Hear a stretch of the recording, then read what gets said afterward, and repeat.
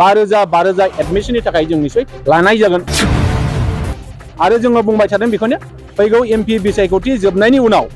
जोंनि दलाव जुदि हाबनो होननानै बिथांमोना जुदि सानोबा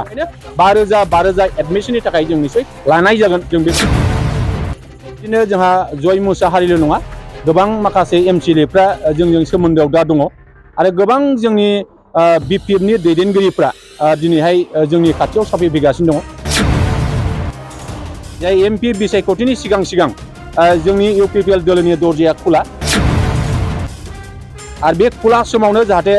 जोंनि गुबुन दोलोनि जोंनि अपोजिशननि दैदेनगिरिफ्रा जाहाथे जोंनि दलआव हाबनायाव जोंहा बरायनाय दङ दिनैनि समावहाय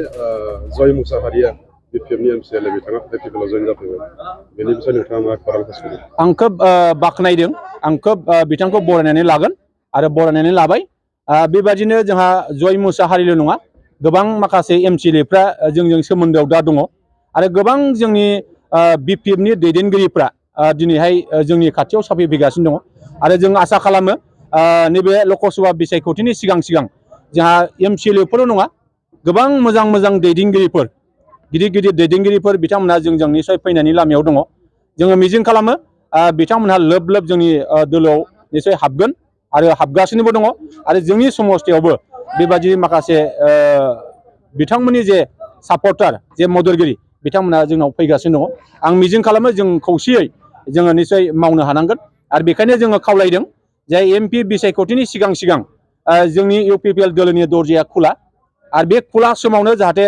जोंनि गुबुन दोलोनि जोंनि अपोजिशननि दैदेनगिरिफ्रा जाहाथे जोंनि दलआव हाबनायाव जोंहा बरायनाय दङ आरो जोङो बुंबाय थादों बेखौनो फैगौ एमपि बिसायख'थि जोबनायनि उनाव जोंनि दलाव जुदि हाबनो होननानै बिथांमोना जुदि सानोबा जे भारत सरकारा गोदान सरकार फैनायनि उनाव जोंनि दलाव हाबनो होननानै बुङोबा जों बुंबाय थादों बेखायनो 5,000 एडमिशननि थाखाय जों निश्चय लानाय जागोन जों बे बाथ्राखौ ओंखायनो बुंबाय थानाय जादों